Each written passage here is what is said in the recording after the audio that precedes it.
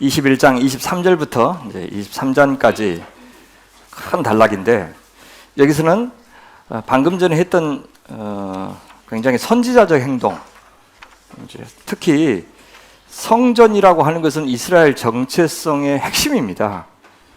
모든 일이 사실은 성전을 중심으로 진행이 돼요. 성전이 무너진다는 것은 이스라엘이 무너진다는 말과 똑같아요. 근데 더 이상 성전이 유효하지 않다, 이렇게 주님께서 말과 행동으로 보여주시니까 이것을 지켜보고 있던 사람들이 엄청 충격을 받았을 것입니다. 그래서 21장 23절부터는 대표적인 종교 권력자들인 대제사장과 장로, 그 다음에 바리새인과, 평상시에는 바리새인과 아주 앙숙 관계였던 헤롯 당이 이때는 의기투합합니다. 그래서 예수께서 세금 문제, 세금 내도 되는지 안 되는지에 대해서 묻습니다. 그 다음에 모세 오경만을 정경으로 인정하고 부활을 믿지 않는 사두개인이 나서서 부활 문제에 대해서 예수님께 딴지를 걸고요. 다시 율법학자, 아마도 바리새인일 건데, 바리새인이 나와서 613개의 계명 가운데서 가장 중요한 계명이 무엇입니까? 당시 유대 율법학자들 가운데서 가장 큰 이슈 가운데 하나였던 것을 질문합니다. 이렇게 해서 결국은 예수님의 권위에 저항하려고 하는 그런 시도들을 하고, 거기에서 예수께서 이제 대답하시는 장면이 나옵니다. 그 대답하시는 과정에서 포도원 농부의 비유라든지 혹은 결혼잔치의 비유, 이런 것들을 통해서, 혹은 두 아들의 비유, 이런 것들을 통해서 예수님께서는 이제 그렇게 하나님의 아들의 권위를 인정하지 않는 그들은 심판받을 것이고, 오히려 이제 이방인들이 하나님의 백성으로 부름받을 것이다 라는 이야기를 이제 해 주시고 있습니다. 자, 예수께서 성전에 들어가서 가르치실 때, 어제 일을 기억하고 있는 대제사장과 백성의 장로들이 나와서 당시 무슨 권위로 이런 일, 그러니까 성전에서 장사한 자들을 쫓아내고 막 상을 업고 하는, 도대체 누가 그 권위를 줬습니까? 그러니까 예수님께서, 자, 내가 너한테 질문할 건데 네가 나한테 질문하면, 대답을 하면 나도 해주겠다, 그렇게 이야기해요. 자, 요한의 세례가 어디로부터 왔느냐? 하늘로부터냐 사람으로부터냐? 하나님이 보내신 선지자냐 아니냐? 그렇게 이야기하는 겁니다. 그러니까 지도자들이 자기들끼리 서로 이제 의논을 해요. 서로 의논하여, 자, 만일 우리가 하나님으로부터라 하면 어찌하여 그를 믿지 아니하였느냐 할 것이요. 왜요? 세례 안 보고 귀신 들렸다고 그랬잖아요. 또 만일 사람으로부터라 하면 모든 사람이 요한을 선지자로 여기니, 하나님이 보내신 선지자로 여기니 백성이 무서워서 감히 그렇게 대답을 못하겠다. 그래서 어떤 결론이 이릅니까? 예수께 대답하여 이르되 우리가 알지 못하노라, 그렇게 하겠어요. 모르는 게 아니라 답변을 피한 거죠. 그들은 진리를 따라 산 게 아니라 실리를 따라 살았기 때문입니다. 그러니까 예수님께서도 나도 너한테 말하는지 알란다, 개나 돼지에게 진주를 던지지 않으시겠다는 의사표시를 분명히 하십니다. 만약에 하늘로부터 온 선지자입니다, 그렇게 이야기했다면 예수님께서 어떻게 대답하셨겠어요? 그러면 그 세례 요한이 나를, 그죠, 메시아로 인정을 했는데 왜 하늘로부터 온 선지자가 말한 그 메시아를 네가 안 믿느냐, 막 그렇게 대답을 했을 것입니다. 예수님이 어떻게 대답하시냐면 두 아들의 비유를 하시는데, 자, 한 아들은 어떻게 하냐면 아버지가, 자, 포도원 가서 일해라, 그러니까 처음에는 아버지 가겠습니다 하고 나중에는 안 갔어요. 근데 둘째 아들은 싫습니다 했는데 나중에는 뉘우치고 갔어요. 둘 중에 누가 아버지의 뜻대로 하였느냐? 이때 둘째 아들입니다, 그렇게 이야기했어요. 나중대자가 먼저 된 이야기를 하는 거예요. 예수께서 뭐라고 하냐면 세리들과 창녀들이 나중된 자죠. 너희보다 먼저 하나님 나라에 들어가리라. 요한이 의의 도로 너희에게 왔거늘, 요한 이야기를 꺼내십니다. 너희는 그를 믿지 아니하였을 때 세리와 창녀는 믿었으며, 그러니까 세리와 창녀가 바로 둘째 아들이고, 첫째 아들 가겠다고 했으면서 말만 그렇게 하고 안 간 사람들이 바로 너다 라고 이야기합니다. 그러니까 의의 도로 너희에게 왔다 하는 말은 너희가 의의 사람이 아니다 그 말입니다. 의의 도를 따라서 순종하지 않았기 때문에 너희는 이것을 보고도 끝내 뉘우쳐 믿지 아니하였도다 라고 이야기합니다. 또 그들이 누구냐? 포도원 농부의 비유 잘 아시죠? 첫째의 비유보다도요 훨씬 더 강력한 비유를 하셔요. 한 집주인이 포도원을 만들었어요. 얼마나 정성스럽게 만들었냐면 산 울타리를 두르고 거기서 즙자는 틀을 만들고 망대를 짓고, 그렇게 얼마나 주인이 이 포도원을 사랑하는지 하나님이 이스라엘을 사랑하는 것을 이야기합니다. 자, 농부들에게 새 주고 타국에 갔더니 열매 거둘 때가 가까움에 열매 받으려고 주님께서는 착한 행실, 하나님 아버지의 뜻대로 행하는 것, 그것이 열매라고 그랬죠. 그래서 그 열매 받으려고 자기 종들을 농부들에게 보냈어요. 네, 농부들이 어떻게 반응하느냐? 종들을 잡아서 하나는 심히 때리고 하나는 죽이고 하나는 돌로 쳤고, 다른 종들을 또 보내요. 처음보다 많이 보냈어요. 그런데 어떻게 해요? 이 종들은 그 다음에 또 그들에게도 그렇게 하였는지라. 이 종들 선지자들이죠. 후에 자기 아들을 보내매 예수님 자기가 이제 어떻게 대접을 받을 것인지를 미리 말씀하십니다. 그들이 내 아들을 존대하리라 그렇게 기대했는데 농부들이 아들을 보고 뭐라 그러냐면 상속자니까 이 사람을 죽이고 나서 유산을 차지하자 그랬어요. 이에 잡아서 포도원 밖에 내쫓아, 사실 성 밖으로 가서 십자가에 달려서 돌아가시는, 성문 밖에, 영문 밖에서 돌아가신 예수님을 가리키죠. 포도원 밖에 내쫓아 죽였느니라. 자, 질문합니다. 그러면 포도원 주인이 올 때 이 농부들 어떻게 하겠느냐?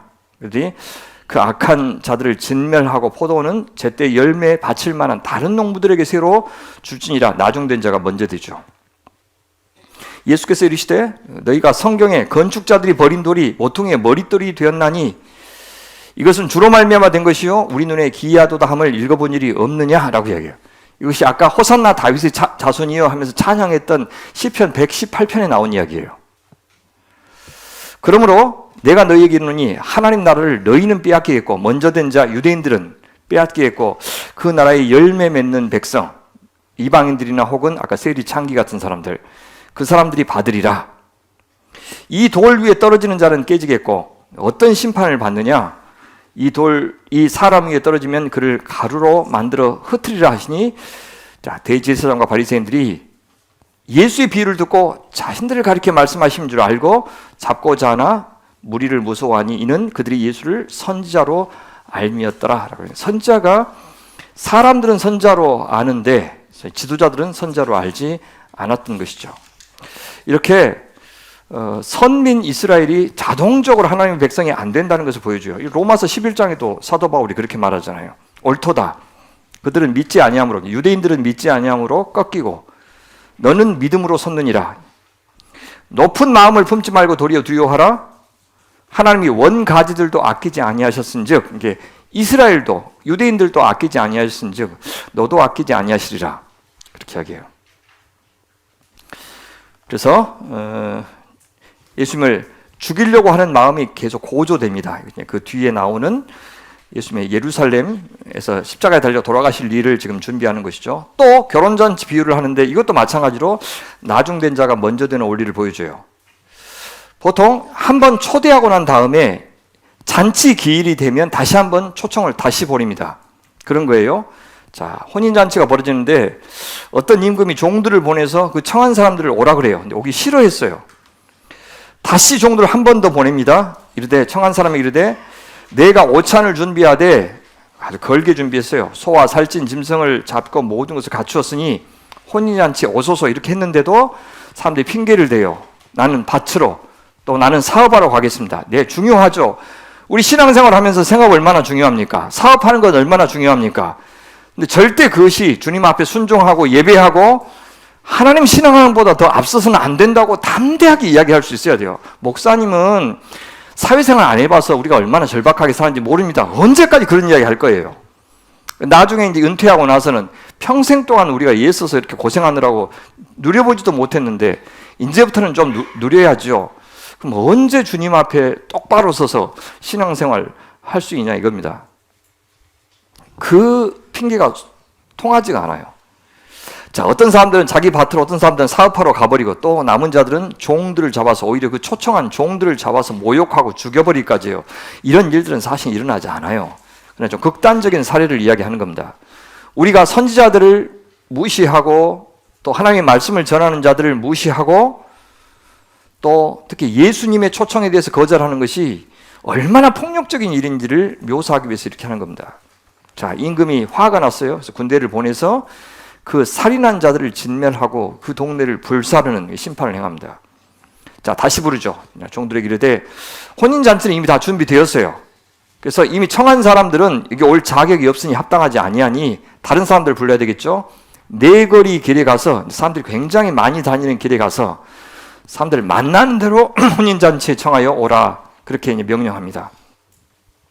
종들이 길에 나가서 이제 부르는데 그 중에는 악한 자, 선한 자 다 포함되어 있어요. 이것은 뭘 가리키냐면 다시 한번 기회를 주신다는 뜻이에요. 악한 자, 이방인들을 가리키죠. 하나님 몰랐던 자들에게 다시 복음으로 초청하는 것이죠. 그래서 혼인잔치에 손님들이 가득한지라. 근데 자, 임금이 손님들을 보러 들어올새 딱 한 사람이 보이는데 누구냐면 예복을 입지 않는 한 사람이 보여요. 이거는 하나님께서 다시 한번 주신 두 번째 기회에 합당하게 반응하지 않은 자를 가리켜요. 이럴 때 친구여, 이 친구라는 말이 마태복음에 3번 나오는데 3번 다 약간 비판하는 구절에서 나와요. 진짜 친구가 아니라 냉소적으로 말할 때 친구라고 써요. 친구여, 어찌하여 예복을 입지 않고 여기 들어왔느냐. 나중에 가룟 유다한테도 친구라고 부를 겁니다. 그가 아무 말도 못하거늘 임금이 사원들에게 말하되 그 손발을 묶어 바깥 어두운 데 내던지라. 거기서 슬피 울며 이를 갈게 되려 하니라. 결론이 뭡니까? 청함을 받은 자는 많되, 그러니까 이스라엘 백성들을 가리키죠. 택함을 입은 자는 적으니라. 거기에 믿음으로 반응하는 사람들은 의외로 적다, 이제 그 말입니다. 여기 예복은 뭘 가리키겠습니까? 네, 합당한 삶, 열매를 가리킵니다. 하나님 나라에 들어갈 수 있는 기회는 열려 있지만 아무 기준도 없는 기회는 아니라는 것입니다. 새로운 농부가 열매를 맺어서 주인에게 바쳐야 됐듯이 앞서서 결혼잔치에 참여하는 자도 반드시 예복을 입도록 되어 있습니다. 그래서 청함을 받은 자는 많되 택함을 입은 자는 적다. 이 말은 초대받은 많은 사람들이 오기를 거절했죠. 초대에 응한 사람들 중에는 하나님 나라 규범에 순종하기를 거절하는 사람도 있었어요. 다 그들 책임입니다. 구원에 있어서 이 하나님의 주권과 인간의 책임 사이에 조화를 강조하고 있는 겁니다. 앞에 나왔던 그 13장의 천국 비유가 이것을 보여주죠. 길가에 떨어진 사람은 초대받고도 거절한 사람, 돌밭 가시덤불에 떨어진 씨는 초대에 응하고도 예복을 입지 않은 사람, 좋은 밭은 초대에 응해서 예복을 입고 온 사람. 그래서 예복은 선한 행실을 가리킵니다.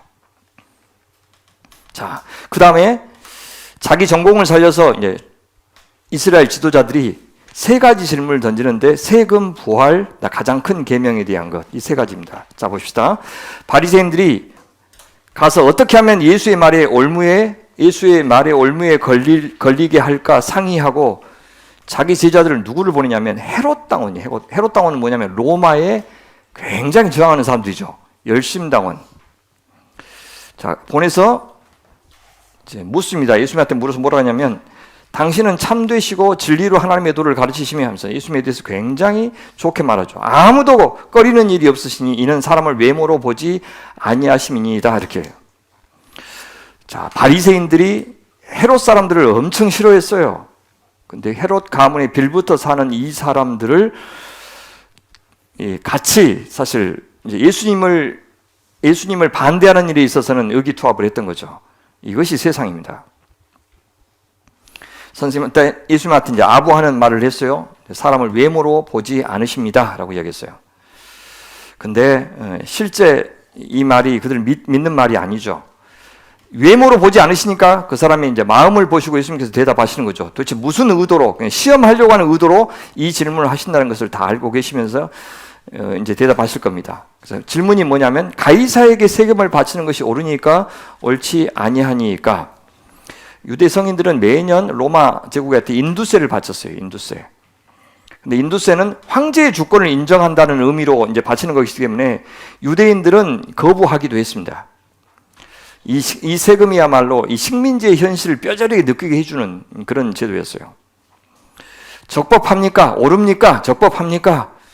특히 하나님의 율법과 관련해서 하나님 믿는 사람도 저 인두세 바쳐야 됩니까? 이제 그런 뜻이에요. 예수님께서 우선 겉으로는 예수님에 대해서 굉장히 칭찬했지만 주님은 그 속마음을 아셨죠. 그들의 악함을 아시고 자기 이제 올무에 빠지게 하려고 그렇게 실문한다는 것을 아셨죠. 그래서 외식하는 자들아, 겉과 속이 다른 자들아, 어찌하여 나를 시험하느냐 하면서 자, 세금 낼 돈을 내게 보이라 하시니 데나리온 하나를 가져왔죠. 데나리온을 갖고 있다는 것 자체가 뭘 가리키냐면 그들도 이미 말은 사실은 세금 안 낸다고 이야기하면서도 세금 갖고 있었던 것이죠. 돈을 갖고 있었던 거죠. 예수께서 뭐냐면 이 형상과 이 글이 누구의 것이냐? 로마 동전에 보면요, 앞면에는 티비리우스 가이사 머리에 초상이 있고 동전 주변에 이렇게 거룩한 아우구스투스의 아들 티비리우스 가이사 그렇게 써졌어요. 뒷면에는 평화의 여신 초상이 있고 밑에 대제사장이라고 하는 말이 들어있어요. 자, 그래서 이 형상과 이 글이 누구의 것이냐? 예, 가이사의 것입니다. 가이사는 이 시저 가문의 이름이에요. 그래서 나중에 훗날 로마 황제 칭호가 되었죠. 자, 이르되 가이사의 것입니다. 이렇게 대답하니까 예수님이 뭐라고 하냐면 그런즉 가이사의 것은 가이사한테, 하나님의 것은 하나님께 바치라 그 말이에요. 여러분, 가이사의 것은 가이사에게, 하나님의 것은 하나님에게, 이 말은 세상의 영역과 하나님의 영역이 따로 있다. 세상에 살 때는 세상 말 듣고 하나님한테는 또 하나님께 할 도리를 해라. 이제 그런 말이 전혀 아닙니다. 그런 말이 아니고 하나님의 온 땅을 다스리는 그 하나님의 다스림의 입장에서 세상을 상대하라는 그런 뜻이에요. 제한적인 국가에 대한 책임, 무제한적인 하나님에 대한 책임과 의무, 이 두 가지를 다 고려하라는 뜻입니다. 그래서 하나님께 대한 완전한 복종이라고 하는 더 큰 정황 안에서 가이사에 대한 충성을 결정해야 돼요. 그렇다면 하나님의 다스림을 대신하고 있는 충성스러운 권력에게는 협력해야 되겠지만 하나님의 정의, 하나님의 공의를 해치는 불법적이고 억압적인 그런 통치에 대해서는 단호하게 맞서는 것이 참다운 복종이다 그 말입니다. 우리의 모든 삶의 영역에서 저 세상은 하나님의 도구로 쓰임 받느냐 그렇지 않느냐를 잘 판단하면서 결정을 해야 돼요.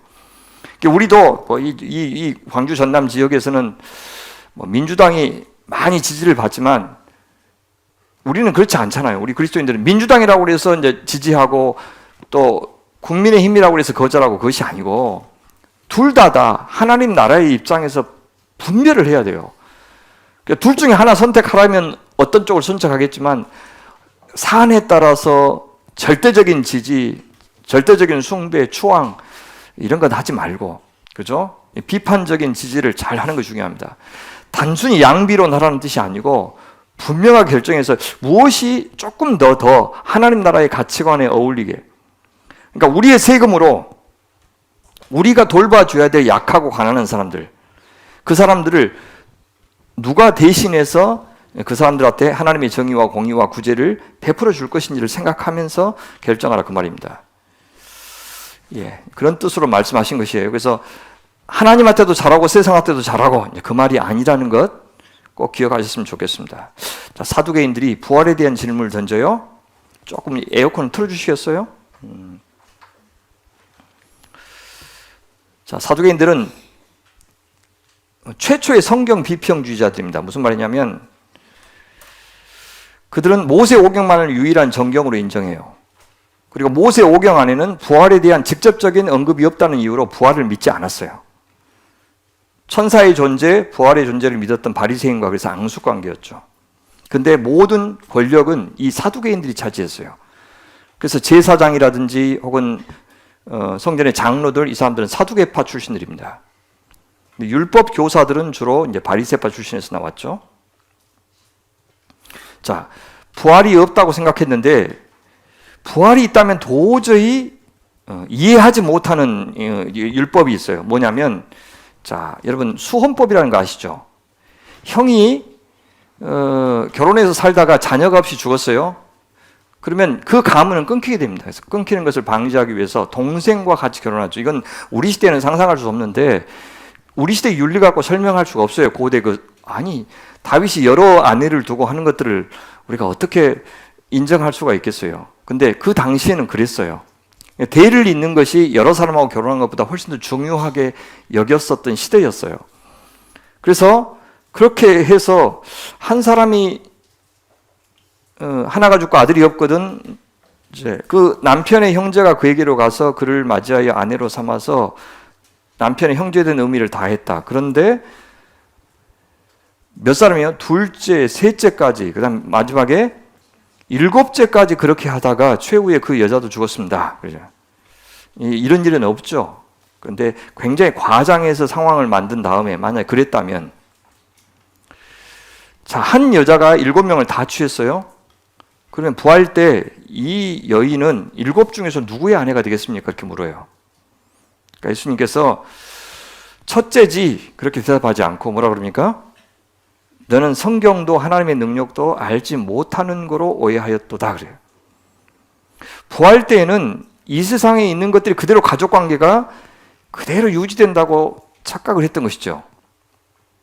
근데 부활 때에는 새하늘과 새 땅에서는 장가도 아니 가고 시집도 아니 가고 자녀도 낳지 않아요. 왜냐하면 이제는 영원히 살기 때문에 자녀 낳을 필요가 없는 것이죠. 하늘에 있는 천사들과 같으니라 그렇게 얘기해요. 천사들과 같다는 말을 좀 오해하면 안 돼요. 그래서 천사들과 같다고 그러니까 하늘에서 영혼들이 막 날아다니고 흰 옷 입고 막 이렇게 착각. 왜냐하면 그 말도 있지만 우리는 뭐냐면 부활의 몸이라고 하는 것을 설명할 수가 없는 거예요. 이 몸과 같기도 하고 다르기도 하니까. 천국에서 홍어 있습니다. 저는 분명히 그 부활하신 예수님께서 조반 준비하시고 고기 구워서 같이 드시는 거 저는 알고 있어요. 그렇죠? 그럼 천국에서 홍어가 그런 천국을 왜 가요? 아니 홍어도 못 먹고 LA 갈비도 못 먹고 그런 것도 없는 천국이 뭐가 재밌다고 그런 데 가요. 하여튼 부활의 몸은 굉장히 신비하니까 저 먹고 싶은 것도 주실 겁니다. 그러면서 죽은 자의 부활을 논할진데 네가 사실 모세 오경을 가지고 그렇게 부활이 없다고 이야기하지, 모세 오경에 나온 수원법을 갖고 이야기하지, 모세 오경에도 부활의 증거가 있다 그렇게 이야기해요. 그 대표적인 예가 뭐냐면 하나님이 나는 아브라함의 하나님이요 이삭의 하나님이요 야곱의 하나님이로다 하신 것을 읽어보지 못하였느냐. 무슨 말입니까? 나는 아브라함의 하나님이었고 이삭의 하나님이었고 야곱의 하나님이었다 그렇게 말씀하지 않으셨다는 거예요. 지금 아브라함의 하나님이고 이삭의 하나님이고 야곱의 하나님이다. 그 말은 무슨 걔들이 살아있다는 거예요? 죽었다는 거예요? 살아있다는 거예요. 그들이 살아있다는 거예요. 그래서 하나님은 죽은 자의 하나님이 아니요 살아있는 자의 하나님이시니라. 그들이 살아있지 않다면 보세요. 400년 후에 있을 약속에 자신들의 믿음을 묻는, 그죠? 400년 후에나 이루어질 일에 대해서 그 일이 이루어질 것을 믿고 오늘 자기가 주님 앞에 순종하는 삶, 본토 친척 아비의 집을 떠나는 그 순종하는 삶을 어떻게 결정할 수 있겠느냐? 400년 후에도 자기들이 그 영광에 참여한다고 믿었기 때문에 그 말이에요. 그들이 오늘 400년 전에 믿음으로 반응한 것이다. 그들은 죽지 않고 산다고 믿었다. 라고 이야기하는 겁니다. 우리가 듣고 그 가르침에 겁나 놀랐죠. 예. 그 다음에 34절 또 예수께서 사두개인들로 대답할 수 없게 하셨다 함을 이제 바리새인 율법학자가 이제 와서 듣고는 와 예수님 겁나 쩐다 생각했죠. 그래서 나도 한번 이제 붙어보자 하면서 당대의 가장 어려운 질문, 율법 중에서 어느 계명이 가장 큽니까? 613개의 계명이 있는데 성경에 나오는 중에서 어느 것이 가장 큰지가 랍비들의 항상 관심사였어요.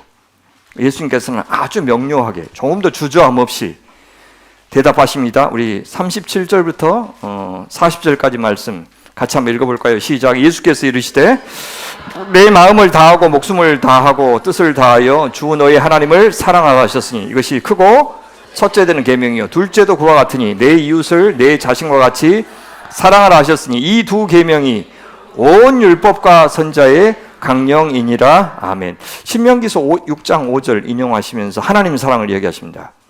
목숨 바쳐서 내 전부를 바쳐서 하나님 사랑하라. 이웃도요. 이것은 레위기서 19장 18절 인용하시면서 이웃도 내 목숨 바쳐서 그 말이에요. 둘째도 이와 같으니라고 하면서 첫째와 둘째가 사실 떼려야 뗄 수 없는 관계라는 것을 보여줘요. 가장 큰 계명이 무엇입니까? 첫째 되는 계명이 무엇입니까? 라고 이야기했는데 두 개를 이야기했다는 것은 이 둘이 사실상 하나라는 뜻입니다. 그래서 하나님의 사랑은 사실 이웃 사랑을 통해서만 표현되는데 네 자신과 같이라고 하는 말을 앞에서는 어떻게 표현했냐면 네 마음 다하고 목숨 다하고 뜻 다하여, 이 뜻이라고 하는 것은 지성을 가리켜요. 올바른 판단이요. 그러니까 막무가내의 사랑이 아니고 이 분별력을 갖고 하는 사랑을 기대하신 거죠. 마음, 목숨, 뜻 다하여, 그 말은 네 이웃을 네 자신과 같이 라고 하는 말과 똑같은 거예요. 나를 그렇게 사랑하듯이 하나님을, 이웃을 사랑해야 된다. 이것이 온 율법과 선지자의 강령이다. 이 두 계명들의, 사랑의 계명에 모든 율법과 선지자들이 달려있다 그 말이에요. 근본 정신이다 그 말이죠. 한 중심이다. 그러면서 예수님이 당신의 질문으로 이 모든 논쟁을 끝내요. 바리새인들이 모였을 때 예수께서 그들에게 뭐라고 물으시냐면, 너희는 그리스도에 대하여 어떻게 생각하느냐? 누구의 자손이냐? 당연히 알죠. 다윗의 육신적인 혈통이라는 것을 알죠. 그렇게 대답하니까 이르시되, 그러면 다윗이 성령에 감동되어서 시편 110편을 인용해요. 어찌 그리스도를, 이 메시아를, 나중에 오실 메시아를 주라고 칭했겠느냐? 성령에 감동되었다고 이야기하는 것은 앞으로 오실 메시아에 대해서 알았다 그래요. 요한복음에서는요, 이 다윗을 선지자다 그렇게 말을 해요. 그러니까 앞서 메시아 시대에 일어날 일을 다윗은 알고 이 시를 썼다는 뜻이죠. 근데 어찌 그리스도를, 당신의 혈통적인 후손인데 그 그리스도를 주라고 칭하여 이렇게 말했느냐 이렇게 물어요. 뭐라고 말했습니까? 주께서 내 주께 이르시되, 하나님 이 주께서 내 주께 이르시되 내가 네 원수를, 그러니까 주께서 할 때 앞에 주는 성부 하나님을 가리키죠. 성부 하나님께서 내 주께, 예수님께 이르시되 내가 예수 네 원수를 예수 네 발 아래에 둘 때까지 내 우편에 앉아 있으라. 내 우편에 앉아 있는단 말은 왕권 주겠다는 뜻이에요. 그죠? 대리 통치자의 자리에 앉게 해주겠다. 그러면 하나님은 예수님 왼편에 앉습니까? 그 뜻이 아니란 뜻이에요. 자, 보세요. 하나님 가운데 계시고 왼쪽에 성령 계시고 오른쪽에 예수님 계시고, 그 그림 상상하시면 안 되고, 오른편은 어디 쪽이라고요? 실제 오른쪽에 앉아 계신단 말이 아니고 왕권을 준다는 말을 오른편에 앉는다라고 표현했다는 거예요. 그래서 예수님이 나의 능한 왼손, 그 표신 보이신 적 있으세요? 나의 능한 항상 오른손, 그죠? 오른손이죠. 오른손이 항상 강한 손을 가리키는 거예요. 왕권을 가리키는 거예요. 예, 그렇습니다. 그래서 언제까지 주님께서는 왕이 앉아 계시냐면, 주님 재림하셔서 모든 걸 심판하실 때까지 그 말이에요. 초림부터 재림 때까지를 가리켜요. 그 기간 동안. 그래서 모든 악의 세력을 이제 저 무저경에 빠뜨리는 최후 멸망이 있을 때까지, 그것을 어떻게 표현하냐면 원수를 네 발 아래 둘 때까지, 네 발등상 삼을 때까지 그렇게 표현되어 있죠. 그러니까 옛날에 전쟁에서 상대방이 지면 상대방 왕이 이렇게 엎드렸어요. 이렇게 엎드리면 승전국의 왕이 그 엎드린 등 위에 발을 이렇게 얹어놨어요. 이것이 퍼포먼스예요. 우리가 이겼다라고 하는 것을 가리키는 퍼포먼스인데, 그렇게 발등상 삼을 때까지는 내가 너를, 예수님을 하나님 나라의 대리 통치자로 세웠다라고 이야기를 해요. 그러니까 지금 하나님 나라의 왕은 누구십니까? 그래서 우리가 예수님이라고 부르는 이유가 그것 때문이라고요. 원래 모든 시대의 하나님 나라 왕은 누구십니까? 성부 하나님이시죠. 근데 초림부터 재림까지의 그 하나님 나라의 왕은 예수님, 그 왕 대신의 메시아, 그리스도라고 부르시는 거죠. 하나님의 아들이라고도 부르고요. 자, 그 표현이 있는데, 그래서 다윗이 그렇게 이야기했죠. 다윗이 그리스도를 여기서 주라고 칭하였은즉, 즉 어찌 그의 자손이 되겠느냐 하시니, 무슨 말입니까? 예수님은 혈통적인 다윗의 후손만이 아니고 사실 신적인 하나님의 아들이시다 그 말이에요. 그러니까 그 시대에요, 유대인들이 메시아를 기대했지만 모든 사람들이 이 메시아는 다윗의 후손 인간으로 오시는데, 보통 다윗을 모델로 하기도 하고 모세를 모델로 하기도 해요. 혈통적으로 다윗의 후손은 나지만 그 모습이 모세 같을 것이다. 처음에 출애굽해서 이스라엘이라는 나라를 세웠던 그 모세를 닮았을 것이다. 그리고 또 다윗을 닮은 강력한 왕이 올 것이다. 지혜로운 왕이 올 것이다. 그렇게 기대했는데, 소위 하나님의 아들이 성육신에서 이 땅에 오실 것이라고는 아무도 몰랐어요. 제자들이 언제 알았다고요? 부활하여 승천하셨을 때. 그래서 사도행전에서 처음으로 예수님을 하나님의 아들로, 신적인 존재로 경배해요. 그러니까 하나님에게만 바쳐야 되는 경배를 처음으로 예수님에게 바치는 것은 부활 승천 이후의 사건이죠. 사람으로 알았던 거예요, 그 전까지는. 그래서 그들이 대답하는 자가 없고 그날부터 감히 그에게 묻는 자도 없더라 라고 이야기합니다. 이 모든 논쟁의 결말이죠. 이렇게 21장과 22장에서 예수와 종교 지도자들 간의 논쟁이 있었는데 적나라하게 그들의 무지, 그들의 불신, 그들의 위선이 드러났죠. 그러니까 그들에게 앞으로 임할 심판이 무엇이겠습니까? 화죠. 23장에 그 7가지 화가 쭉 나타나고 제일 마지막에는 그들을 담고 있는 이 예루살렘, 소위 불신의 도시 예루살렘에 미칠 화, AD 70년에 있을 그 멸망 사건을 예고하고 있습니다. 간단히 좀 볼까요? 자, 1절 보시면 예수님께서 무리와 제자들에게 뭐라고 말씀하시냐면, 자, 서기관들과 바리새인들이 모세의 자리에 앉았으니, 이렇게 얘기해요. 모세의 자리는 율법을 낭독하고 그 율법을 가르쳐주는 그런 자리죠. 앉았으니 그러므로 무엇이든 그들이 말하는 바는 행하고, 그들이 말하는 바, 특히 하나님의 말씀을 행하고 지키되 그들이 행하는 행위는, 그 위선적인 행위는 절대 본받지 말라. 그들은 말만 하고 행하지 아니한다라고 이야기해요. 어떤 모습으로요? 4절. 무거운 짐을 묶어서 사람들 어깨 위에 지우되, 엄청나게 많은 장로들의 규례를 만들어서 지우지만, 수고하고 무거운 짐진 자들아, 그렇게 얘기했죠. 이것을 한 손가락으로도 움직이려 하지 아니한다, 지키지 아니한다, 그 말입니다. 사실 지도자들이 자기가 먼저 순종하려고 하면 할수록 성도들을 잘 이해하고 잘 도울 수가 있습니다. 그래서 잘 가르치는 리더들만큼이나 중요한 것은 살아봐서 그 말씀의 의미를 아는 리더가 필요해요. 우리 어제 대화에서도 지금 AI가 이렇게 발전하는 시대에 제가 실직할까 봐 걱정하시는 분들이 어제 같이 저녁에 좀 모였는데, 목사님 진짜 AI가 요즘 정말 실력이 좋습니다. 그래서 뭘 모르면 AI한테 물어보면은 보통 이상의 수준으로. 그래서 아마 목사님들 설교 급하면 AI한테 물어보는 분들이 지금 있을 것 같아요. 근데 저는 그러면 그럴수록 본래 목회자들이, 그러니까 하나님 말씀 앞에 복종하고 그분과의 관계에서 나오는 말씀을 전할 때 훨씬 더 성령께서 역사하실 것이라고 믿어요. 그러니까 이제는 진짜 가짜는 안 통하는 시대가 된 거예요. 진짜와 가짜를 분별하기가 더 어려워졌어요. 뭘로는? 말로는. 그죠? 말로는. 옛날에는 들어보면 저 준비 안 됐다 알아요. 지금은 그걸 분별하기가 어려워요. 그러면 여러분들이 깨어있지 않으면 이제는 분별 못해요. 그러니까 입에서 나오는 말인지 가슴에서 나오는 말인지 손발로 살아보고 나온 말인지 그걸 분별할 수 있는 여러분들의 마음이 아니면 더 속기가 쉽다는 뜻이에요. 예. 그래서 저는 지금 살던 대로 살면 되겠다, 더 살려고 노력하고 있으면서 그렇게 살면 되겠다는 생각이 들어서 별로 제 걱정을 안 하셔도 됩니다. 감사합니다. 예. 잘하고 있다는 말은 아니고 별로 고민하지 않습니다. 예. 자, 그들의 문제가 뭐냐면 5절 보십시오. 그들의 모든 행위를 사람에게 보이고자 하나니, 앞에 늘 말했던 거예요. 그래서 경문의 띠를 넓게 하면, 여러분 유대인들이 여기 머리에 이렇게 붙인 거 있죠? 그걸 경문이라고 그래요. 그걸 이제 넓게 하면 어때요? 와, 겁나게 잘 보이겠죠? 예, 그죠? 넓게 하고, 옷술을 길게 하고, 파란 끈을 옷의 네 모서리에 달았는데 그것을 길게 달고, 그 말이에요. 그 다음에 잔치의 윗자리와 회당의 높은 자리, 거기 앉기를 또 좋아하는 거죠.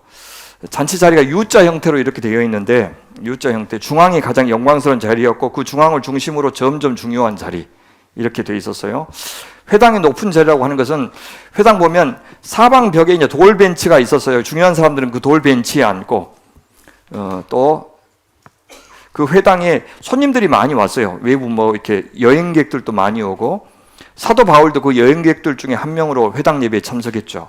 그들을 위해서는 이동식 벤치하고 이제 바닥에 앉는 사람들이 많이 있었어요. 그래서 중요한 사람일수록 그 회당 벽에 마련된 그 의자 있죠. 그 의자, 벽에 이렇게 등을 대고 이렇게 앉을 수 있는 그 의자에 앉았다. 그런 걸 앉기를 좋아했다. 또 시장에서 문안받는 것, 사람에게 랍비라 칭함받는 것을 좋아하느니라 라고 하면서 소위 겸손하게 섬기는 사람으로서의 그 하나님의 백성의 모습과 다른 모습이죠. 주님께서 이제 그것을 이제 그 많은 말씀을 8절부터 하셔요. 우리 8절부터 12절까지 말씀 읽어볼까요? 시작. 그러나 너희는 랍비라 칭함을 받지 말라. 너희 선생은 하나요, 너희는 다 형제니라. 땅에 있는 자를 아버지라 하지 말라. 너희 아버지는 한 분이시니 곧 하늘에 계신 이시니라. 또한 지도자라 칭함을 받지 말라. 너희의 지도자는 한 분이시니 곧 그리스도시니라. 너희 중에 큰 자는 너희를 섬기는 자가 되어야 하리라. 누구든지 자기를 높이는 자는 낮아지고 누구든지 자기를 낮추는 자는 높아지리라. 다른 설명이 필요 없을 정도로 다 합니다. 그러니까 저는 어쨌든 저희 그 호칭 문화가 제가 교회다움을 지키는 데 도움이 되기도 하지만 방해가 되기도 합니다. 무슨 말이냐면 이번에 이제 교황께서 선종하셨는데 장례식 이렇게 절차를 보면서 마치 제가 소수서원에 가서 옛날 조선시대의 사람들이 행할 그 지침서 있죠. 아침에 일어나서부터 밤자리 들 때까지 모든 제사 지낼 때, 결혼식 할 때 낱낱이 어떻게 행동하고 어떻게 말해야 될 것들이 낱낱이 기록되어 있어요. 사실 그런 의식들이 한 시대를 견인해 나가는 겁니다. 그러니까 사람에 따라서 하고자 하는 것들이 다를 때, 하고 싶은 대로 행동할 때, 예배도요, 올 때 매주 와서 제가 시작할 때 하는 말들이 비슷하지 않아요? 그렇죠? 일정한 형식대로 말하는 이유는 뭐냐면 이것들이 오래 힘이 되는 겁니다. 근데 이것들이 있는 이 카톨릭에 갖고 있는 힘이 대단해요. 저희 이제 소위 이 개신교는 그것이 없어요. 근데 이것이 또한 사람 속에 있는 자유함하고 역동성을 없애줘요.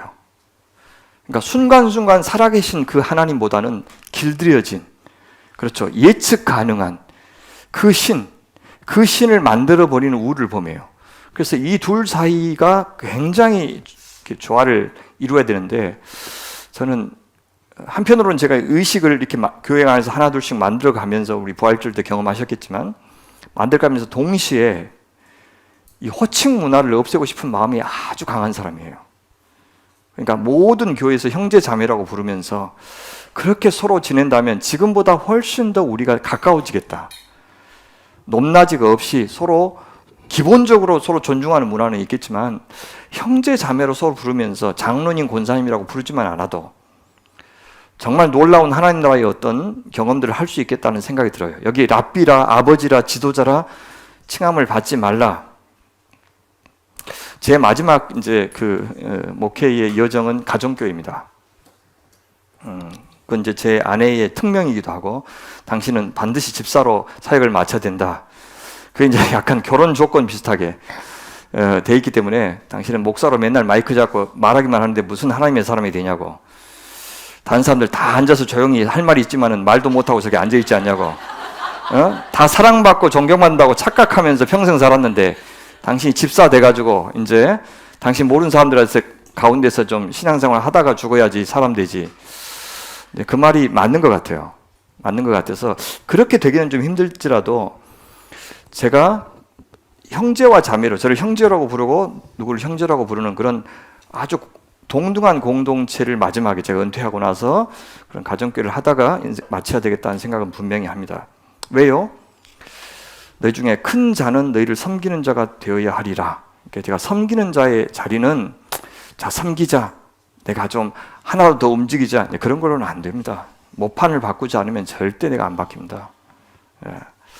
그래서 섬기지 않으면서 자기가 하나님의 백성이고 의인이라고 생각하는 사람들, 위선적인 사람들, 그 사람들을 주님 뭐라고 그러냐면 눈먼 인도자, 그렇게 이야기해요. 눈먼 인도자. 잘못 가르치고 가르치는 대로 행하지도 않고, 그 사람들에게 7가지 화를 이야기해요. 그러니까 바깥 어두운 데 쫓겨나 이를 갈미 있으리라. 하나님 아버지의 뜻대로 행하지 않는 자는 천국에 들어갈 수 없다라고 하는, 천국에 들어갈 수 없는 7가지 유형의 사람들. 읽고만 맞춰도 다 아마 아실 겁니다. 첫 번째 볼까요? 13절 같이 읽을까요? 시작. 화 있을진저 외식하는 서기관들과 바리새인들이여, 너희는 천국 문을 사람들 앞에서 닫고 너희도 들어가지 않고 들어가려 하는 자도 들어가지 못하게 하는다. 우리 시대의 교회를 그대로 보여주는 것 같아요. 이 화로다, 오아이라고 하는 것은 마카리오이, 복되다 하는 말의 반대입니다. 앞에 팔복이 나왔다면 뒤에 칠화가 나왔다.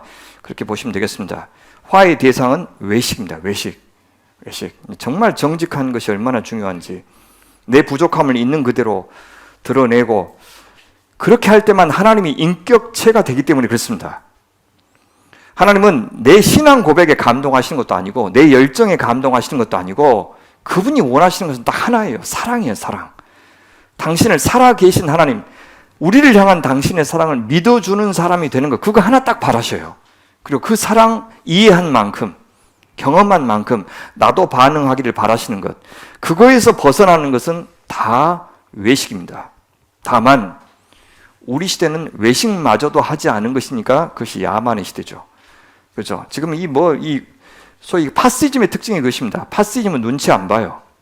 이제는 그래, 내가 싫어하는 사람 너도 싫어해? 내가 좋아하는 것 너도 해줘. 그건 기대하지 않아요. 나 쟤 너무 싫어. 근데 싫다고 말해줘. 싫다고 말해주는 그 사람이 논리적인지 그렇지 않은지는 중요하지 않아요. 그게 파시즘이에요. 우리 시대에 파시즘의 특징은 항상 약한 자, 동성애자들이라든지 빨갱이라든지 그런 사람을 막 혐오하고 미워해요. 표적을 딱 정해서 그 사람을 미워하면 무조건 지지합니다. 자, 이런 시대는 착한 척 하지도 않는다는 거예요. 그래서 우리 시대가 지금 굉장히 위험하고 중요한 이제 기로에 서 있죠. 자, 두 번째 화 같이 한번 읽어볼까요? 15절 시작. 화 있을진저 외식하는 서기관들과 바리새인들이여, 너희는 교인 한 사람을 얻기 위하여 바다와 육지를 두루 다니다가 생기면 너희보다 배나 더 지옥 자식이 되게 하는도다. 자, 선교를 막는 교회에 오히려 들어와서 어떻게 해요? 더 배나 지옥 자식이 되게 하죠. 유대인들도 선교에 대단히 열심히 했어요. 근데 그들은 자기들의 복제품을 만들려고만 했습니다. 여기 지옥 자식이라는 말은, 지옥이라는 말은 없어요. 게헨나의 자식. 이 게헨나는 예루살렘 남쪽에 있는 그 흰놈의 골짜기를 가리켜요. 그래서 지옥이라는 말이 아니고 의역한 겁니다. 심판의 장소는 맞습니다. 자, 세 번째 화 보시면 역시 눈먼 인도자라고 나오죠. 이 사람들은 특징이 뭐냐면 굉장히 중요한 맹세들을 사소한 맹세들로 무시해버리는 경향이 있었던 겁니다. 무슨 뜻이냐면 율법의 정말 중요한 정신은 무시한 채 굉장히 사소한 계명들로 그 율법의 본래 정신을 무시했던 그와 같은 태도를 똑같이 보이고 있는 겁니다. 그래서 이제 읽어만 드릴게요. 성전으로 맹세하면 아무 일 없거니와 성전에 금으로 맹세하면 지켜야 된다, 그렇게 말한다는 거예요. 성전이 훨씬 중요한데 어리석은 맹인들이여, 어느 것이 크냐? 그 금이냐? 금을 거룩하게 하는 성전이냐? 또요, 누구든지 제단으로 맹세하면 아무 일 없거니와 그건 안 지켜도 되지만 그 말이에요. 그 위에 있는 예물로 맹세하면 지킬지라, 그렇게 말한다는 거예요. 맹인들이여, 어느 것이 크냐? 예물이냐? 예물을 거룩하게 하는 제단이냐? 그러므로 제단으로 맹세하는 자는 제단과 그 위에 있는 모든 것으로 맹세하며, 성전으로 맹세하는 자는 성전과 그 안에 계신 이로 맹세함이며, 하늘로 맹세하는 자는 하나님의 보좌와 그 위에 앉으신 이로 맹세함이니라. 그러니까 본질은 보지 않고 껍데기만 추구하는 사람들, 그 말이에요. 교회 안에서요, 정말 하나님 앞에 사랑하는 사람으로 진리를 알고 이 세상 사람들과 소통하면서 세상은 모르는, 그러나 하나님께서 이 세상을 작동하시고 사람을 사람답게 만드시는 그 원리를 따라서 사는 심층 종교가 기독교예요. 그런데 이 껍데기만 추구하는 이 표층 종교, 사람들의 순간적인 소위 그 욕망만 채워주는 그런 종교로 지금 기독교가 변질되고 있는데, 그래서 교회 헌금 잘하고 활동 잘하고 출석 잘하고 그러면 아이고 잘하십니다 라고 인정해버리는 거예요.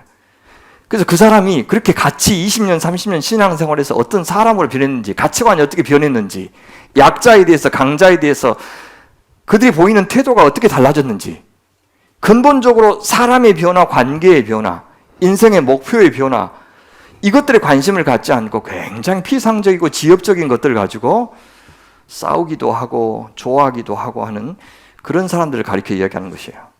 특히 지도자들이 그런데 천착하면, 그렇게 사람 많이 모으는 것을 이제 교회라고 생각하면, 그렇게 활동이 많은 곳이 교회가 굉장히 활발하고 역동적이라고, 그렇게 생각한다면 그들은 눈먼 인도자고 어리석은 맹인들에 불과해요. 사람들이 맹목적인 믿음으로 만들어버리죠. 네 번째 화 한번 볼까요? 우리 같이 한번 읽어봅시다. 똑같은 사실은 반복하는 겁니다. 시작. 화 있을진저 외식하는 서기관들과 바리새인들이여 너희가 박하와 회양과 근처의 11조는 들이되 율법에 더 중한 바 정의와 긍휼과 믿음은 버렸도다. 그러나 이것도 행하고 저것도 버리지 말아야 할지니라. 맹인된 인도자여 하루살이는 걸러내고 낙타는 삼키는도다. 이렇게 종교의 해변에서 놀고 있었지만 그들 앞에 놓였던 진리의 대양은 발견하지 못했다라고 하는 어떤 시인의 말과 같습니다. 내적인 의의를 추구하는 것이 아니라 여기 껍데기, 의식 준수에 머무르죠. 여기 제일 마지막 24절 보시면 하루살이는 칼마입니다. 낙타는 감나, 칼마는 걸러내고 감나는 삼키도다. 언어 유희를 사용해서 표현하고 있습니다. 다섯째 화 한번 볼까요? 우리 같이 한번 읽어봅시다. 시작. 화 있을진저 외식하는 서기관들과 바리새인들이여 잔과 대접의 겉은 깨끗이 하되 그 안에는 탐욕과 방탕으로 가득하게 한도다. 눈먼 바리새인이여 너는 먼저 안을 깨끗이 하라. 그리하면 겉도 깨끗하리라. 정결에 대한 이야기는 앞에서 이미 하신 적이 있죠. 입으로 들어가는 것이 사람을 더럽게 하는 것이 아니고 입에서 나오는 것, 그래서 마음에서 나오는 악한 생각, 살인, 간음, 음란, 도둑질, 거짓 증거, 비방 이런 것들이 사람을 더럽게 한다고 하신 적이 있습니다. 마음 보시는 하나님, 은밀한 중에 보시는 하나님, 그 기준을 따라야 됩니다. 여섯 번째 화 같이 읽어보겠습니다. 시작. 화 있을진저 외식하는 서기관들과 바리새인들이여 회칠한 무덤 같으니 겉으로는 아름답게 보이나 그 안에는 죽은 사람의 뼈와 모든 더러운 것이 가득하도다. 이와 같이 너희도 겉으로는 사람에게 옳게 보이되 안으로는 외식과 불법이 가득하도다 라고 해요. 다섯째 화의 주제와 비슷하죠. 겉으로는 의롭게 보이지만 실제로는 불법이 가득한 모습. 일곱째 화 한번 보면 무슨 말이냐면 마지막은 서기관과 바리새인들이요 그렇게 이야기하면서 선지자들의 무덤을 만들고 또 의인들의 비석을 꾸며요. 그러면서 뭐라고 말하냐면 자기들이 마치 그 선지자들의 후예인 것처럼 이야기하죠. 우리가 조상 때에 있었더라면, 살았더라면 말이죠. 우리는 그들이 선지자의 피를 흘리는데 참여하지 아니하였으리라 라고 하면서 저 억울하게 죽은 저 선지자들의 비석을 세우고 무덤을 잘 가꾸면서 저 썩을 놈들 어떻게 이 귀한 분들을 저렇게 죽였어? 그렇게 하고 있다는 거예요. 그러면 너희가 예수님 뭐라고 하냐면 선지자를 죽인 자의 자손임을 스스로 증명함이로다. 너희 조상의 분량을 채우라.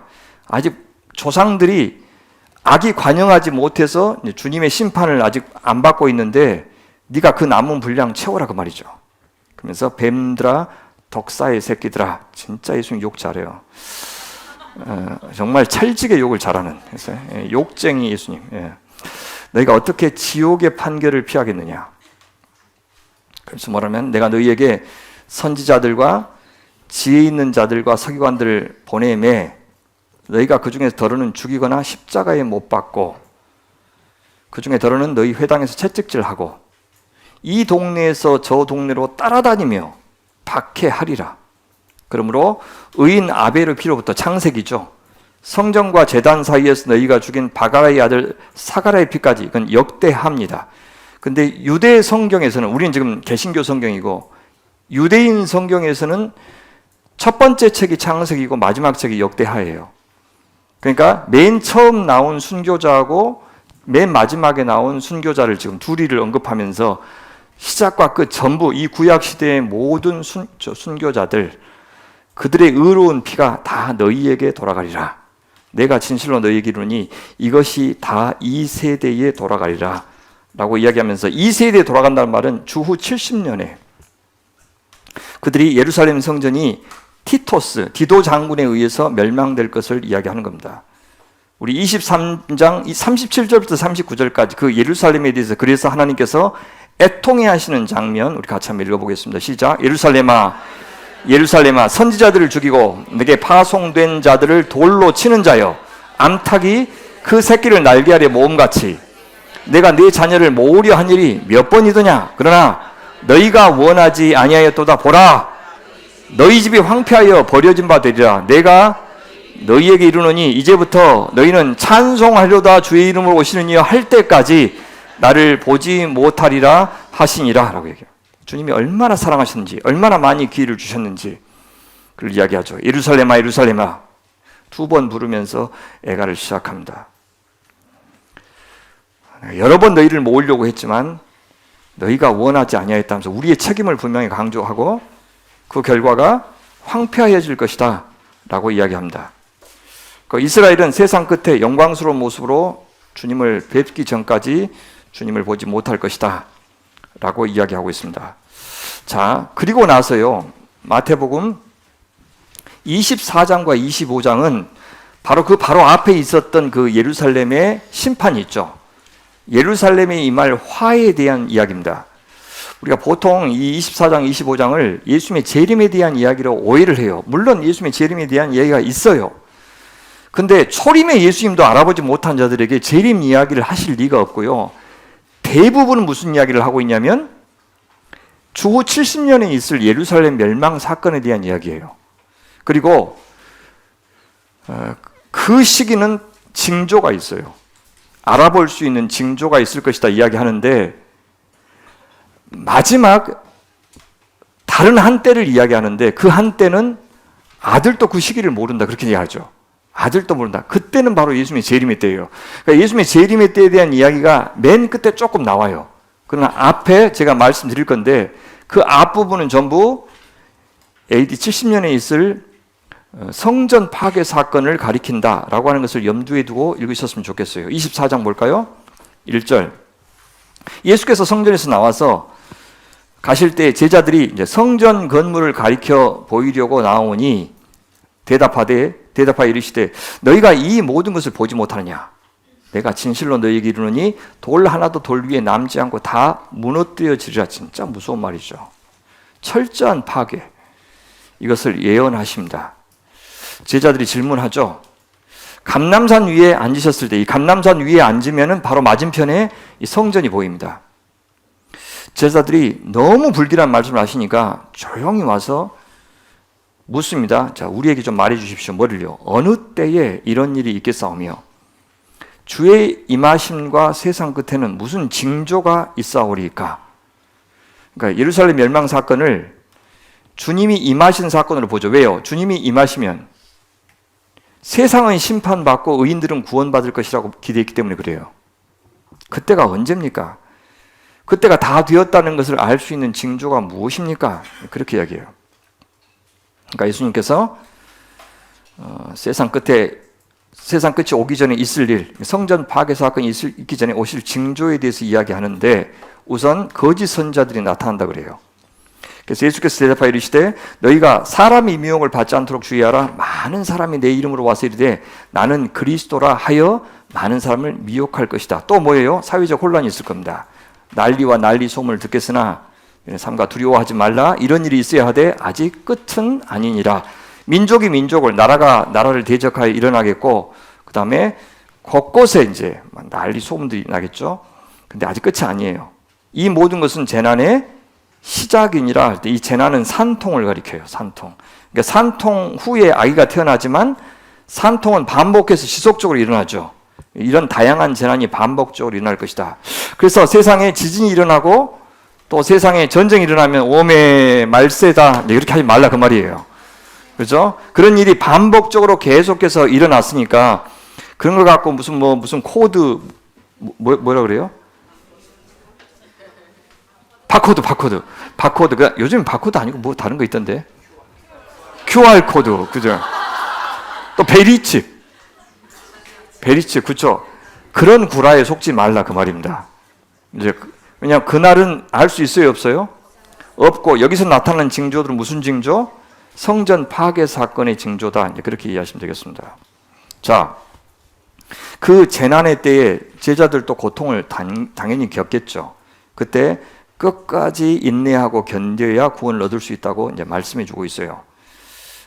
이제 9절부터 한번 볼까요? 그때 사람들이 너희를 환란에 넘겨 주겠으며 너희를 죽이리니, 그리스도인들이요 세상에 난리가 날 때 약자들이 가장 피해를 봅니다. 그렇죠. 여자와 아이들이 피해를 보죠.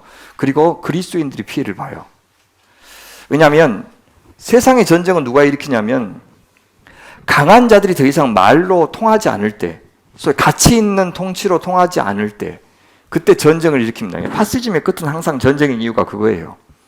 더 이상 민주주의로 대화를 통해서 뭔가 진행할 그런 명분도 없고 실력도 없는 사람들이 전쟁을 통해서, 혹은 옛날 사람들은 건축을 통해서요, 엄청난 토목공사하고 건축을 통해서 그쪽으로 전부 다 관심을 이렇게 쏟아버리게 만듭니다.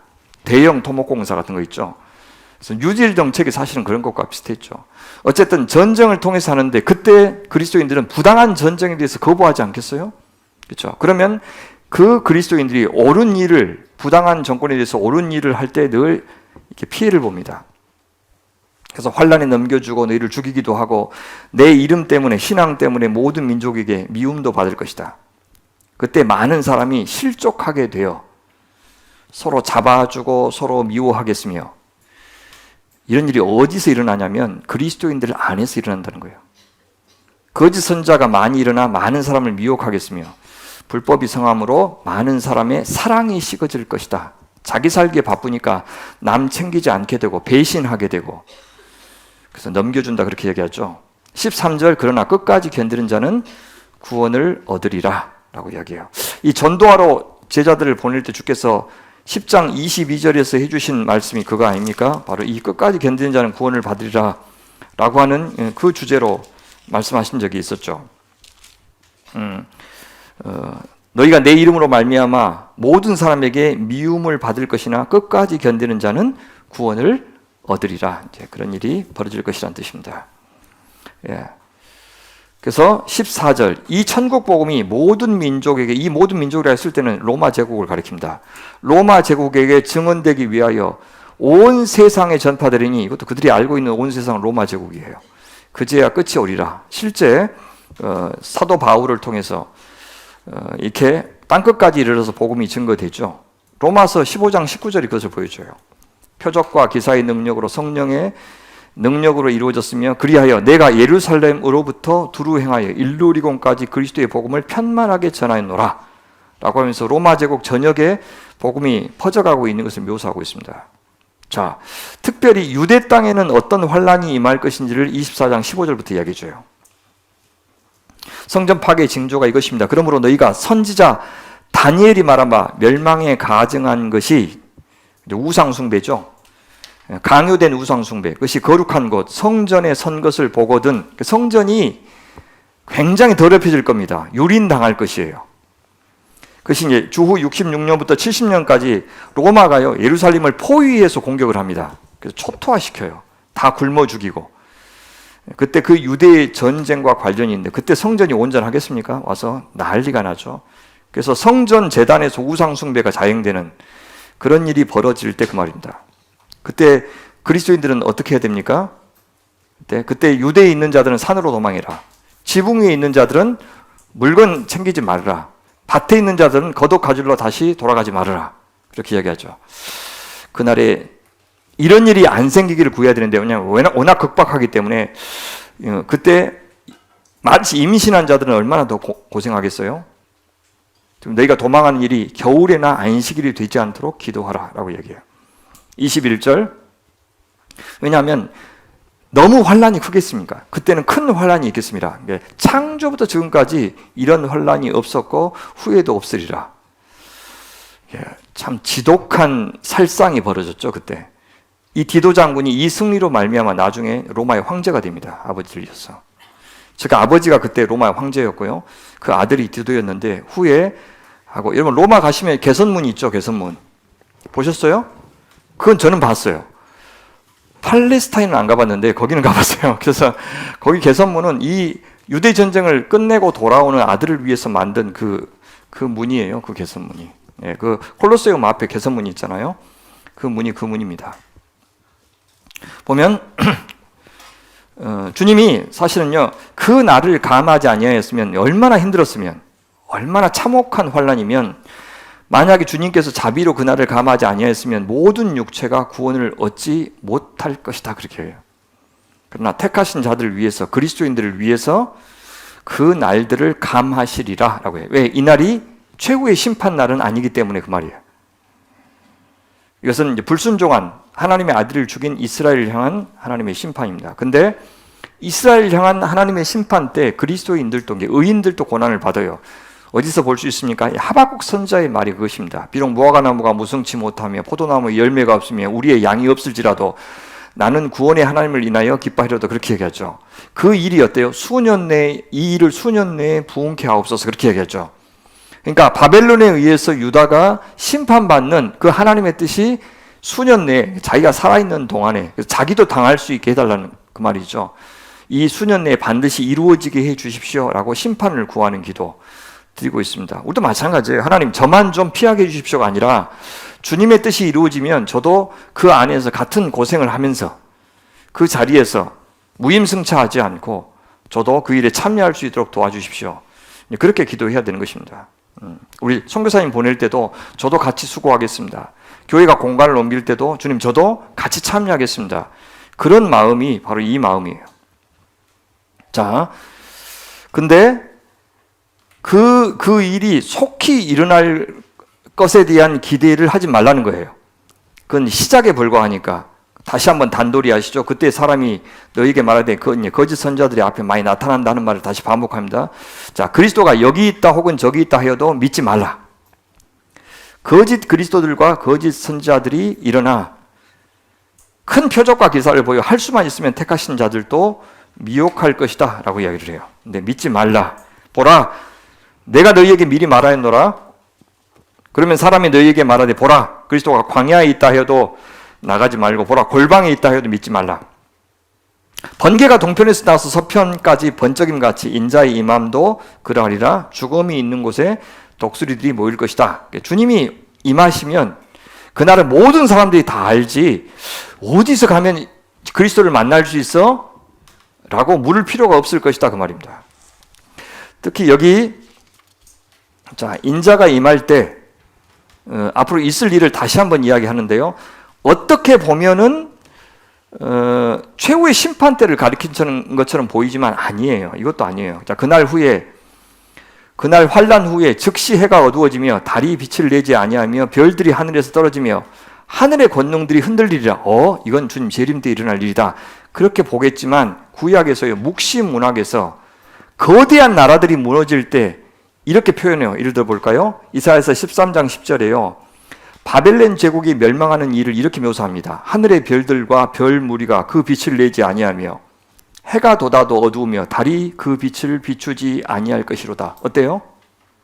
그렇죠. 바벨론이 무너지는 이야기를 하는데 마치 세상이 무너지는 것처럼, 그렇죠? 우주에 변화가 있는 것처럼 묘사하죠. 이것이 묵시적인 표현, 그렇게 부릅니다. 자, 에돔에 대해서, 에돔을 비롯한 열방에 대한 심판을 이야기할 때도 주님은 이렇게 말씀하셔요. 하늘의 만상이 사라지고 하늘들이 두루마리 같이 말리되 그 만상의 쇠자람이 포도나무 잎이 마름 같고 무화과나무 잎이 마름 같으니라. 이사야서 34장 4절인데 이것도 역시 사실 나라에 대한 멸망입니다. 따라서 방금 읽어드렸던 29절도 예루살렘과 그 성전의 몰락을 묘사한다, 그렇게 볼 수가 있습니다. 30절, 그때의 인자의 징조가 하늘에서 보이겠고 그때 땅의 모든 족속들이 통곡하며 그들이 인자가 구름을 타고 능력과 큰 영광으로 오는 것을 보리라. 어떤 사건이라고 그랬어요? 항상 이 사건은 예수님의 부활과 승천 사건, 그리고 오순절 성령 강림 사건, 그리고 언제요? 그다음에 이후 70년에 예루살렘이 멸망하는 사건. 우리에게는 어떤 사건이냐면 주님 재림 사건까지 생각할 수 있지만 1차 독자들, 이 제자들한테는 기껏해야 이 세대 안에 이루어질 일이니까 추후 70년 성전 멸망 사건이라고 이해하는 것이 저는 옳다, 그렇게 생각합니다. 그래서 31절, 그가 큰 나팔 소리와 함께 천사, 사자들을 보내리니, 천사보다 사자가 더 낫습니다. 왜냐하면 둘이 똑같아요. 엥겔로스라는 이 단어가 같은 단어예요. 그래서 사자라고 번역하는 것이 낫겠고요. 그들이 그의 택하신 자들을 하늘 이 끝에서 저 끝까지 사방에서 모으리라. 그래서 마지막에 하나님 나라 안으로 새로운 백성이 창조되는 이야기, 이것이 땅끝까지 이르러서 복음이 증거되었을 때 일어난 일이죠. 자, 그렇게 하고 이제 무화과 나무 비유를 갖고 이런 징조가 있을 때에 그런 일이 있을 것을 미리 알아채라, 그렇게 얘기합니다. 우리 32절부터 35절까지 같이 읽어요. 시작. 무화과 나무의 비유를 배우라. 그 가지가 연하여지고 잎사귀를 내면 여름이 가까운 줄을 아나니 이와 같이 너희도 이 모든 일을 보거든 인자가 가까이 곧 문 앞에 이른 줄 알라. 내가 진실로 너희에게 말하노니 이 세대가 지나가기 전에 이 일이 다 일어나리라. 천지는 없어질지언정 내 말은 없어지지 아니하리라. 그러니까 여기까지는 징조를 보고 그때가 다 되었구나 라고 하는 것을 감지할 수 있죠. 근데 예수님이 재림하시는 때는 알 수 있어요, 없어요? 없어요. 그것을 24장 36절부터 이야기하는 겁니다. 볼까요? 그러나 그 날과 그 때는 아무도 모르니 며느리도 맞나요? 하여튼 하늘의 천사들도 아들도 심지어 예수님도 모르고 오직 아버지만 아시느니라. 정확한 때. 그때는 어떻게 오냐면 그 주님의 재림 때를 가리키는데 그때는 갑작스럽게 와요. 마치 노아의 때와 같이 인자의 마음도 그러하니라. 홍수전에 노아가 방주에 들어가던 날까지 사람들이 먹고 마시고 장가들고 시집가고 있으면서 전혀 긴장감이 없죠. 홍수가 나서 그들 다 멸하기까지 깨닫지 못하였으니 인자의 임함도 주님의 재림도 이와 같으리라, 그렇게 얘기합니다. 40절. 그때에 두 사람이 밭에서 일하는데 한 사람은 데려가 짐을 당하고 직역하면 한 사람은 버려짐을 당할 것이요. 두 여자가 맷돌질을 하고 있으며 한 사람은 데려감을 당하고 한 사람은 버려짐을 당할 것이다, 그렇게 얘기합니다. 심판으로 일상의 삶이 갑자기 중단될 것입니다. 그들이 무슨 일을 하고 있는지가 중요한 것이 아니라 어떤 모습으로 살고 있는지에 따라서 심판을 받기도 하고 남기도 하고 그렇게 할 것이다, 그렇게 얘기합니다. 그러니 어떻게 살아야 됩니까? 그날을 모르니까 우리는 그러므로 깨어있으라. 같이 읽을까요? 42절부터 44절까지 시작. 그러므로 깨어있으라. 어느 날에 너희 주가 임할런지 너희가 알지 못함이니라. 너희도 아는 바니 만일 집주인이 도둑이 어느 시각에 올 줄 알았더라면 깨어있어 그 집을 뚫지 못하게 하였으리라. 이러므로 너희도 준비하고 있으라. 생각하지 않은 때에 인자가 오리라. 이번에 계몽령 하신 거죠, 그렇죠? 다 당연히 군인들이 오셔가지고 그저 시민들이 오셔서 또 국회의원들이 다 이렇게 하실 줄 알고 그렇게 했기 때문에 이것은 그죠, 계엄이 아닙니다. 이렇게 주장한 거 똑같죠. 언제 쳐들어갈지를 미리 다 알고 이렇게 했습니다. 군인들이 소극적으로 행동할지 다 알고 했습니다. 머저리 진짜 이렇게 모질한 사람이에요, 진짜. 도둑이 언제 갑니다. 미리 잘 대비하고 계십시오. 이렇게 하는 법은 없다는 겁니다. 아니 구약을 다 암송하셨다면서요. 신약은 차마 여긴 또 못 읽으셨을 수도 있겠구나. 예. 재림을 향한 제자들의 역할은 그때를 계산해서 알아내는 것이 아니라 깨어 준비하는 것이다 라고 말씀해 주시는 것 같습니다. 그러면 준비한다는 것이 무엇이냐, 깨어있다는 말이 무엇이냐, 그것을 설명하셔요. 그것을 이제 충성되고 지혜 있는 종이 되는 것을 이야기하죠. 45절 보십시오. 충성되고 지혜 있는 종이 되어서 주인에게 그 집 사람들을 맡아 때를 따라서 양식을 나눠줄 자가 누구냐? 누굽니까? 주인이 올 때 그 종이 이렇게 하는 것을 보면 그 종이 복이 있으리로다.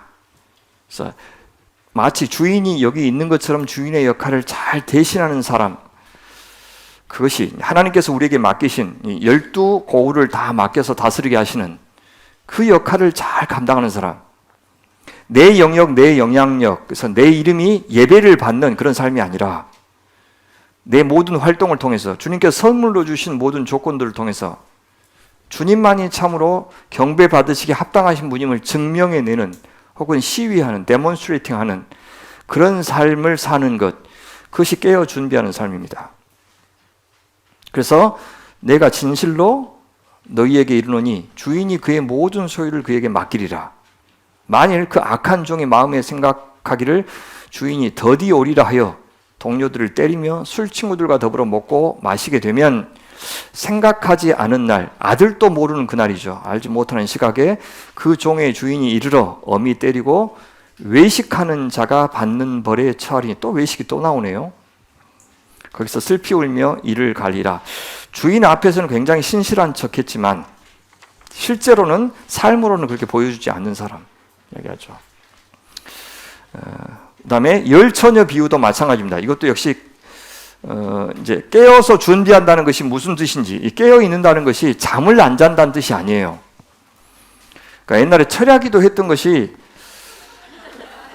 아마도 제가 철야기도를 해봤거든요.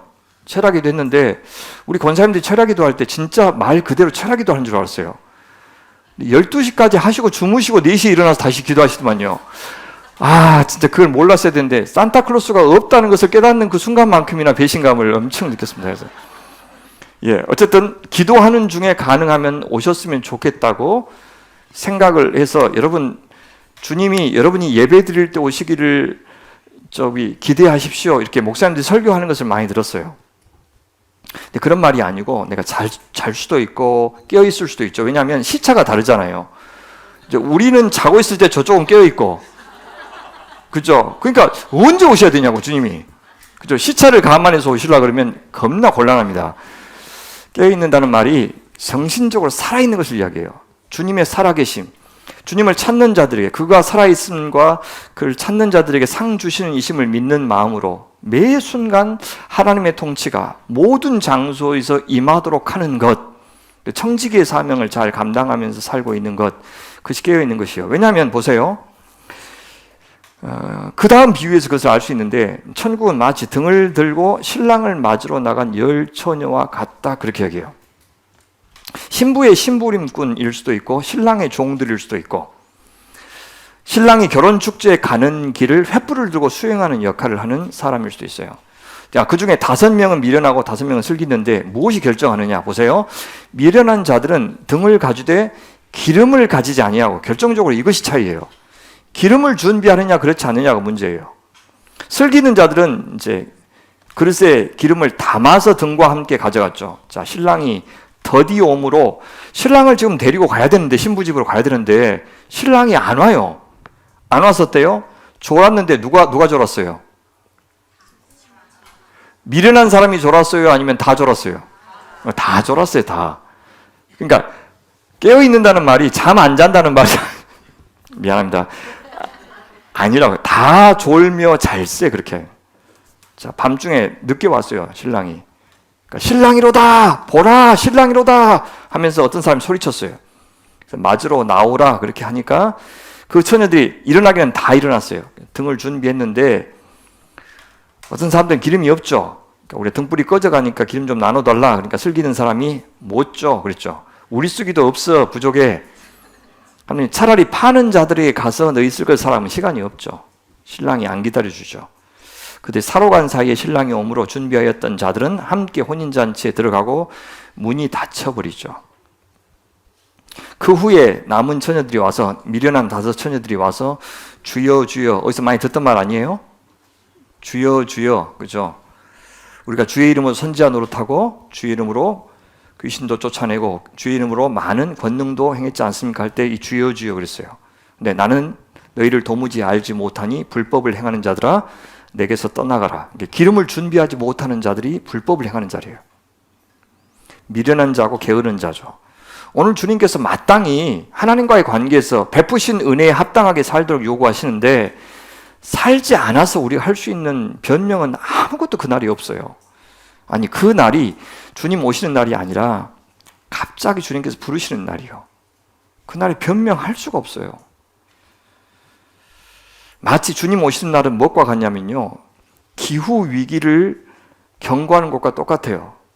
여러분, 다른 어떤 경고들은 우리가 좀 듣는데 기후 위기에 대해서 경고하면 잘 안 듣죠. 아직은 실감이 안 나죠. 근데 가끔씩 진짜 옛날하고 달라야 그런 말은 하죠.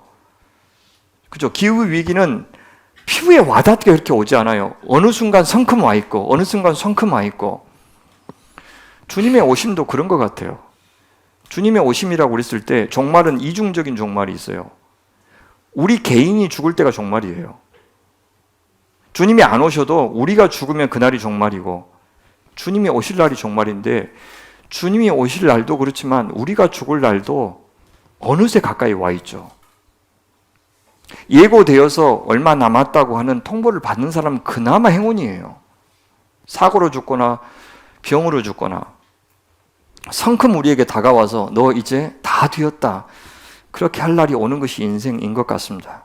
기름을 잘 준비해서 닫힌 문 앞에서 우는 그런 일이 없었으면 좋겠다 싶어요. 그 후에 남은 처녀들이 와서 이르되 주여 주여 우리에게 열어주소서. 참 냉정한 대답이 들려옵니다. 진실로 너희에게 이르노니 내가 너희를 알지 못하노라 하였느니라. 그런즉 깨어있으라 준비하라 그 말입니다.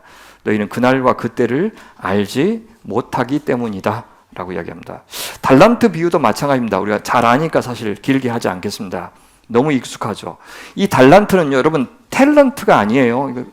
보통 이제 달란트 잔치 하면서 달란트는 뭐냐면 제자들에게 주어진 이제 하나님의 뜻을 실천할 수 있는 어떤 기회들을 가리켜서 달란트라 그래요.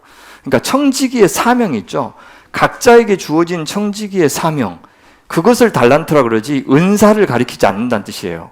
그죠? 그래서 이게 달란트가 탤런트에서 나왔다. 탤런트란 말이 달란트에서 나왔다. 그런 구라는 이제 안 쳤으면 좋겠습니다. 그죠? 이게 하나님의 백성의 특권, 하나님 나라의 비밀을 아는 그 지식, 이것들을 달란트라 그런다. 청지기의 사명 그렇게 이해하면 좋겠습니다. 근데 5달란트, 1달란트, 3달란트, 1달란트 그렇게 돼 있나요? 맞을까요? 2달란트죠. 근데 1달란트는 600데나리온, 6000데나리온, 그러니까 한 노동자의 20년 품삯이라고 그랬습니다. 아까 10,000달란트 이야기 나올 때 이야기했죠.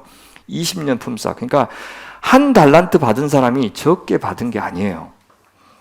자, 주님이 뭘로 판단합니까? 오랜 후에 주인이 돌아와서 결산을 하는데 5달란트 받았던 자는 5달란트를 더 가지고 와서 이르되 주인이요, 내게 5달란트를 주셨는데 보소서 내가 또 5달란트를 남겼습니다. 주인이 잘하였도다. 착하고 충성된 종아, 네가 적은 일에, 보세요, 5달란트가 엄청나게 많은 돈인데, 그러니까 100년 동안 한 노동자가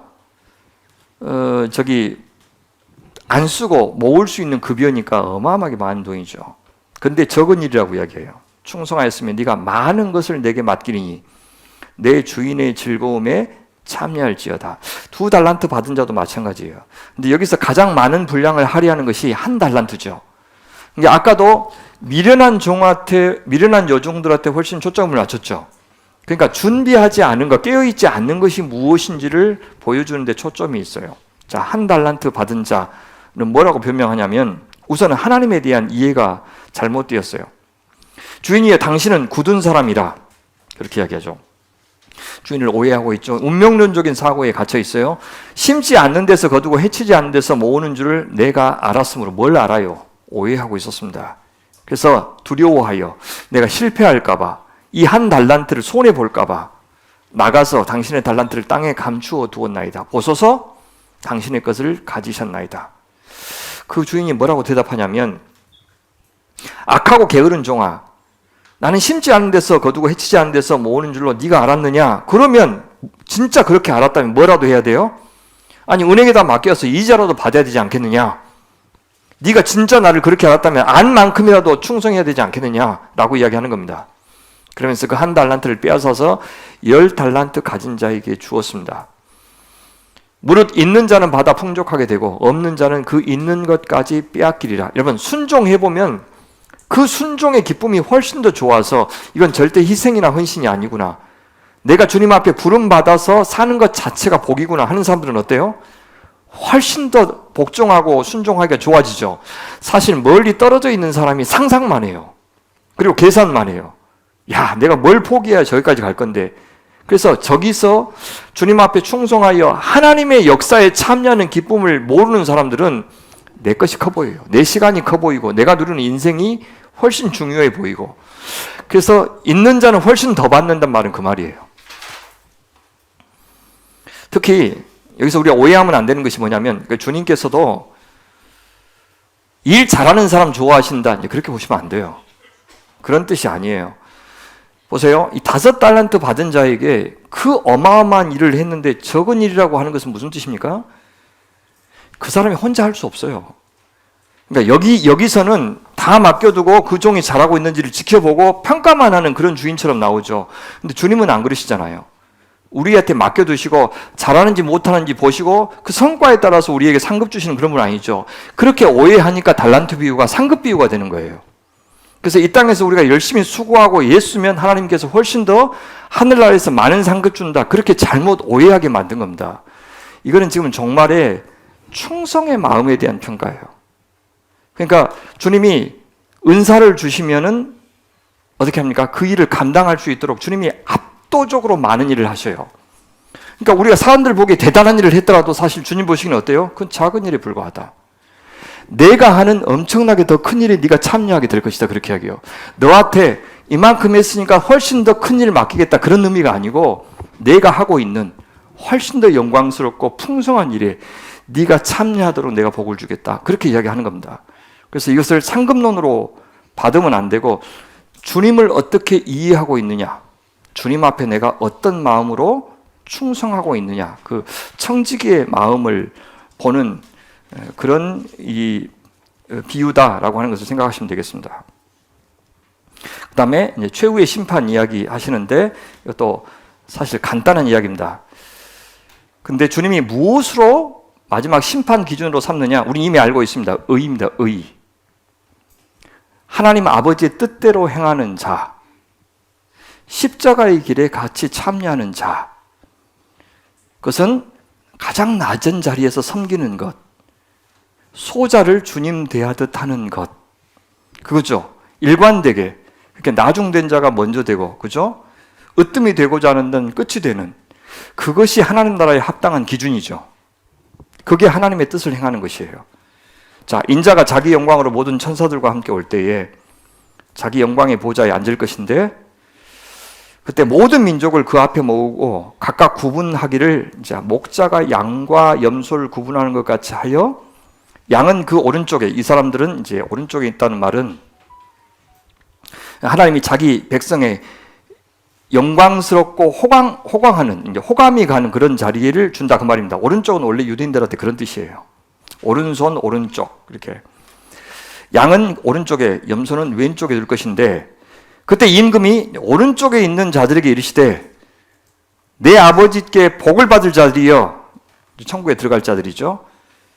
창세로부터 너희를 위하여 예비된 나라, 그 천국을 상속받으라. 왜요? 내가 뭐 했다고? 네가 내가 줄일 때 먹을 것 줬고, 목마를 때 마시게 했고, 내가 나그네로 있을 때 영접했고, 헐벗었을 때 옷을 입혔고, 병들었을 때 돌보았고, 옥에 갇혔을 때 와서 보았느니라. 의인이 대답해요. 언제요? 우리가 언제 그렇게 드렸습니까? 그러니까 임금님이 너희가 여기 내 형제 중에 지극히 작은 자에게, 어떤 형편에 있는 줄인 자, 벗은 자, 목마른 자, 감옥에 갇힌 자, 나그네들, 그런 소자에게 한 것이 곧 내게 한 것이다. 그렇게 얘기해요. 우리 이 시대 주님을 배울 수 있는 것은, 만날 수 있는 것은 바로 그들입니다. 왼편에 있는 자에게 심판하셔요. 저주를 받은 자들아, 나를 떠나 마귀와 그 사자들 위하여 예비된 영원한 불에 들어가라. 내가 줄일 때 내가 먹을 것을 안 줬고, 목마를 때 마시게 하지 않았고, 나그네 되었을 때 영접하지 않았고, 헐벗었을 때 옷 입히지 아니하였고, 병들었을 때 때와 옥에 갇혔을 때 돌보지 아니하였느니라. 자, 언제 우리가 안 했습니까? 이에 임금이 대답해 이르시되, 이 지극히 작은 자 하나에게 하지 아니한 것이 나한테 안 한 것이다. 그들은 영벌에, 의인들은 영생에 들어가리라. 이렇게 말씀합니다.